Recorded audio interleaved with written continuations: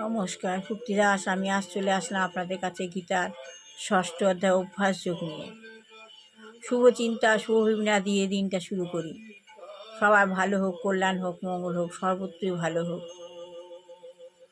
প্রতিদিন সকালে ব্রহ্ম মুহূর্ত 15 মিনিট, আবার রাতে শেষে সবার ব্রহ্ম মিনিট, এগুলো অবশ্যই আপনার গৃহের বাতাবরণ, বায়ুমণ্ডল ভালো করে দেবে।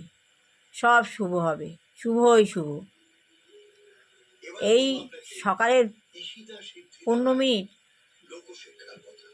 ঘুম থেকে উঠে আর রাতে শোয়ার আগে 15 মিনিট অন্ততপক্ষে ভগবানের জন্য রাখবেন। দিনটা আপনার খুব ভালোই যাবে, খুব ভালো হবে। আপনি যা ভাববেন তাই হবে। জ্ঞান মা সরস্বতী,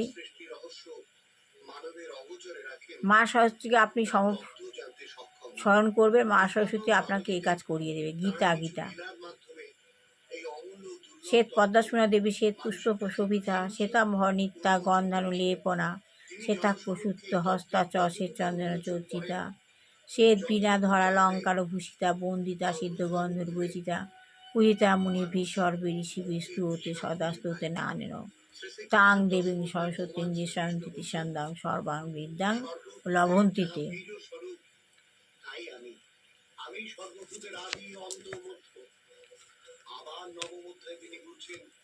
ওং লক্ষিতং সর্বদেবানাং জন্মনি জন্মনি বন্দে বিষ্ণু প্রিয়াং দেবীং দায়িদুঃখ নাশ নাশিং প্রিয় বিষ্ণু বক্ষ বিলাসিনী।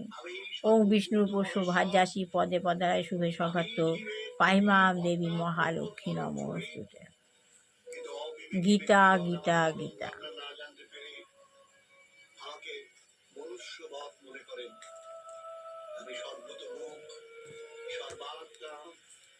গীতা গীতা গীতা।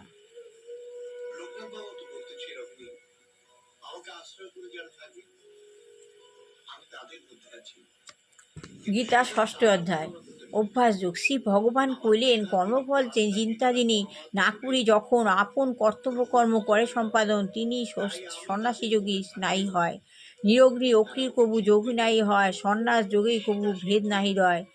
2-1 স্থির তুমি যেন হে ধনঞ্জয়, কর্মফলাকাঙ্ক্ষা ত্যাগ না করে যে জন যোগী নামে অভিহিত না হয়